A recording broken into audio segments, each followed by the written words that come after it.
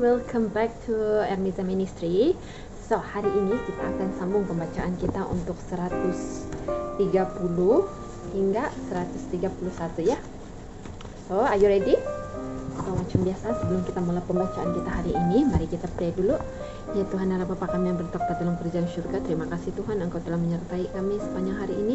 Pada saat ini Tuhan kami ingin merenungkan firman Engkau, menerima teguran-teguran atau mempelajari segala sesuatu pelajaran yang terdapat dalam firman-Mu pada hari ini. Berikan kami hikmat kebijaksanaan untuk memahami apa yang Engkau ingin sampaikan kepada kami.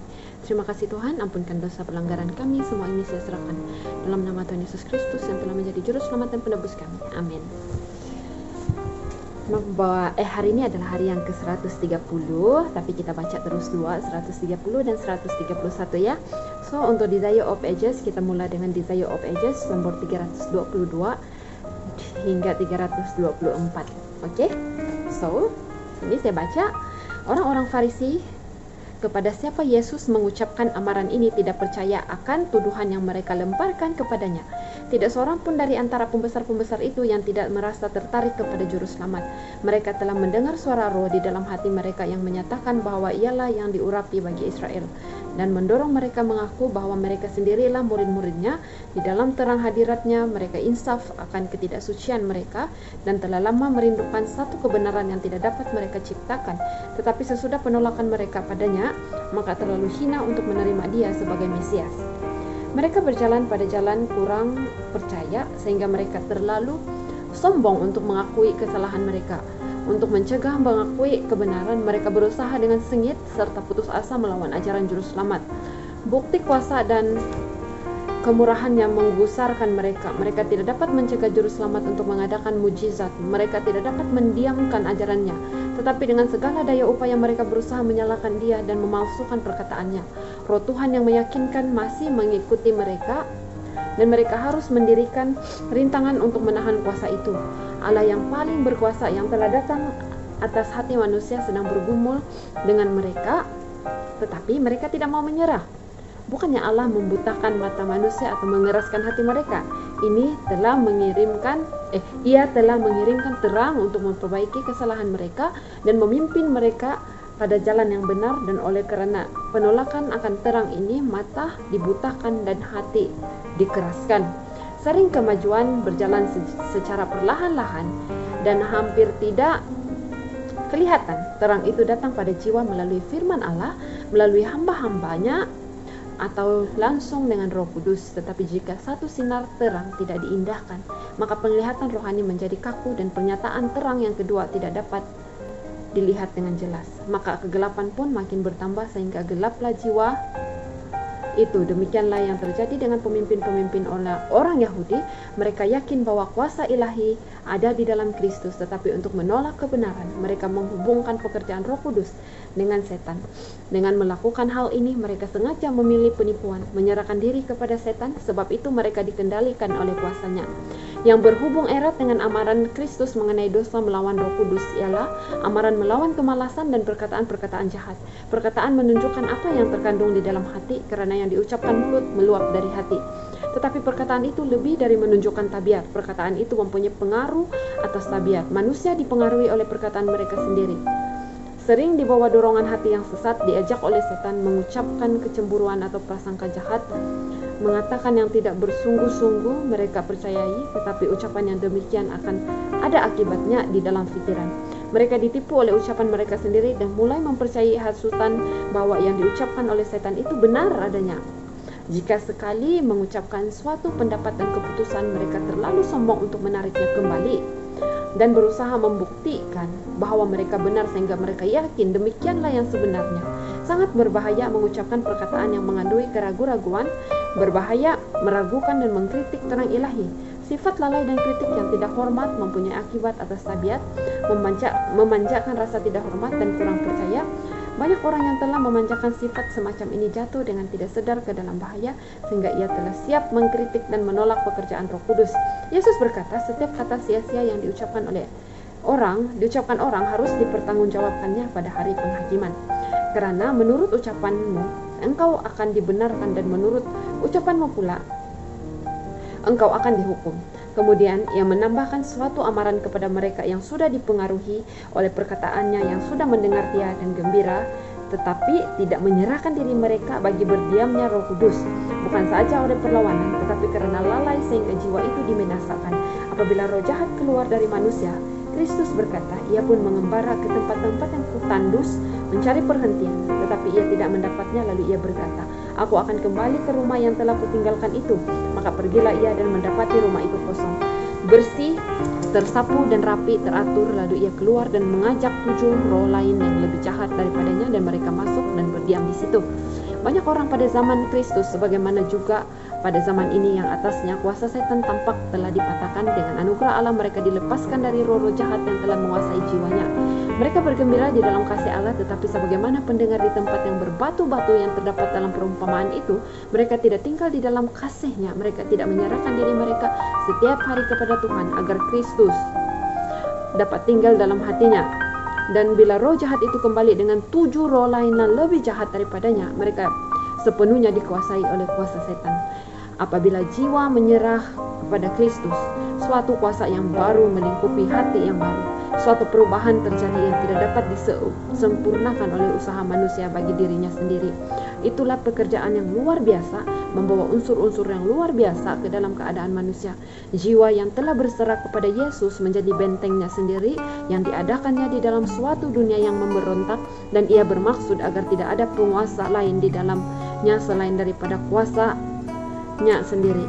Suatu jiwa yang dijaga oleh pesuruh-pesuruh surga, kuat terhadap serangan setan. Kecuali kita menyerahkan diri ke dalam pengawasan Kristus, maka kita akan dikuasai oleh si jahat itu. Kita tidak dapat mengelakkan apakah kita berada di bawah kuasa yang satu atau yang lain.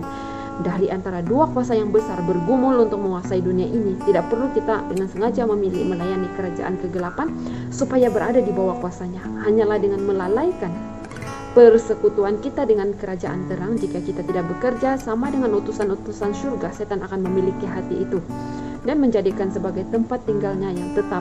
Satu-satunya pertahanan kita melawan kejahatan ialah dengan hadirnya Kristus di dalam hati melalui iman di dalam kebenarannya. Kecuali kita dihubungkan dengan Allah, kita tidak dapat melawan akibat-akibat yang najis dari cinta, dari permanjaan diri sendiri, dan godaan terhadap dosa. Kita dapat meninggalkan banyak tabiat yang buruk pada saat kita berpisah dengan setan. Tetapi tanpa adanya hubungan yang hidup dengan Allah melalui penyerahan diri kita sendiri kepadanya dari saat ke saat, maka kita akan dikalahkan. Tanpa adanya pengenalan secara pribadi dengan Kristus dan hubungan yang terus-menerus, maka kita berada di bawah naungan musuh itu dan akan melaksanakan perintahnya hingga akhir dunia ini. Maka akhirnya keadaan orang itu lebih buruk daripada keadaannya semula. Demikian juga kata Kristus, aku akan berlaku atas angkatan yang jahat ini. Tidak ada yang menjadi lebih keras daripada orang-orang yang menganggap enteng undangan kemurahan itu dan mengabaikan roh anugerah. Pernyataan yang paling umum dari dosa melawan Roh Kudus ialah dengan meremehkan undangan surga secara terus-menerus supaya bertobat. Tiap langkah di dalam penolakan akan Kristus berarti satu langkah menuju penolakan akan keselamatan. Dan dosa melawan Roh Kudus. Orang-orang Yahudi telah melakukan dosa yang tidak dapat diampuni dan penolakan akan Yesus, dan dengan menolak undangan kemurahan kita pun dapat melakukan kesalahan yang sama. Kita menyakiti hati raja kehidupan itu dan mempermalukan dia di hadapan rumah ibadah setan dan di hadapan semesta alam jika kita menolak mendengar utusan-utusannya, dan sebagai gantinya kita mendengarkan wakil-wakil setan yang menarik jiwa jauh dari Kristus. Selama seseorang berbuat serupa, ia tidak mempunyai pengharapan atau keampunan dan akhirnya akan kehilangan semua kerinduan untuk diperdamaikan dengan Allah. Seterusnya kita teruskan baca untuk 131 di dalam Desire of Ages nomor 325 hingga 327. Ketika Yesus masih mengajar orang banyak, murid-muridnya membawa berita bahwa ibunya dan saudara-saudaranya ada di luar dan ingin melihat dia. Ia mengetahui apa yang ada di dalam hati mereka, tetapi jawab Yesus kepada orang-orang yang menyampaikan berita itu kepadanya, "Siapa ibuku dan siapa saudara-saudaraku? Sebab siapapun yang melakukan kehendak Bapakku di surga, dialah saudaraku laki-laki, dialah saudaraku perempuan, dialah ibuku." Semua orang yang mau menerima Kristus melalui iman dipersatukan kepadanya dengan satu ikatan yang lebih erat daripada persaudaraan manusia. Mereka menjadi satu dengan Dia sebagaimana Ia satu dengan Bapa. Sebagai seorang yang percaya dan yang melakukan firman-Nya, ibunya lah yang paling dekat dengan dia, melebihi hubungan yang alamiah. Saudara-saudaranya tidak akan menerima faedah dari hubungan mereka dengan dia kecuali mereka menerima dia sebagai juru selamat pribadinya. Betapa besar pertolongan yang akan diperoleh kaum keluarganya di dunia jika mereka percaya kepadanya yang turun dari surga dan bekerja sama dengan dia dalam menyelesaikan pekerjaan Allah. Kurang percaya, mereka melontarkan bayang-bayang gelap atas kehidupan Yesus di dunia. Itu adalah sebahagian cawan pahit yang diteguknya bagi kita. Permusuhan yang timbul dalam hati manusia melawan Injil sangat dirasakan oleh anak Allah, dan itulah yang paling menyakitkan dia di dalam rumahnya, karena hatinya penuh keramahan dan kasih, dan ia sangat menghargai hubungan yang ramah di dalam keluarga. Saudara-saudaranya ingin supaya ia mengabulkan pikiran-pikiran mereka, sedangkan arah yang demikian bertentangan dengan perkabaran ilahinya. Mereka memandang kepadanya karena memerlukan nasihat mereka. Mereka mengatakan perkara-perkara yang dapat diterima oleh ahli-ahli Taurat dan orang-orang Farisi. Ia dapat menyingkir perbantahan yang dapat ditimbulkan oleh orang Farisi. Ia dapat menyingkirkan perbantahan yang dapat ditimbulkan oleh perkataannya. Mereka berpikir bahwa ia tidak berhak menyatakan bahwa dirinya mempunyai kuasa ilahi dan menempatkan dirinya di hadapan para nabi sebagai seorang yang mengecam dosa-dosa mereka. Mereka tahu bahwa orang-orang Farisi sedang mencari alasan hendak menuduh dia, dan mereka rasa bahwa ia telah memberikan kepada mereka cukup banyak alasan untuk itu. Dengan ukuran mereka yang dangkal itu, mereka tidak dapat menduga tugas yang akan dilakukannya, dan oleh sebab itu tidak menaruh simpati kepadanya di dalam penderitaannya. Perkataan mereka yang kasar dan tidak dihargai menunjukkan bahwa mereka belum mempunyai penerimaan yang benar akan tabiatnya, dan tidak dapat memperhatikan bahwa keilahian telah berpadu dengan kemanusiaan. Mereka sedang melihat dia penuh dengan duka, tetapi gantinya menghibur dia. Roh dan perkataan mereka hanya melukai hatinya. Perasaan hatinya yang amat halus itu tersiksa. Motifnya telah disalah mengerti, pekerjaannya tidak difahami.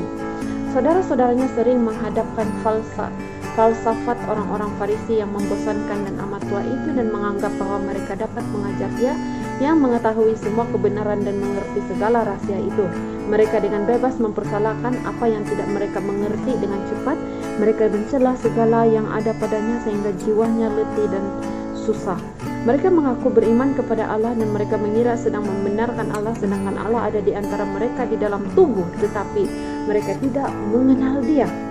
Perkara-perkara yang demikian inilah membuat jalannya penuh dengan duri. Kristus sangat disakiti oleh kurang penghargaan di rumahnya, sehingga baginya lebih baik pergi ke tempat di mana perkara yang demikian itu tidak ada.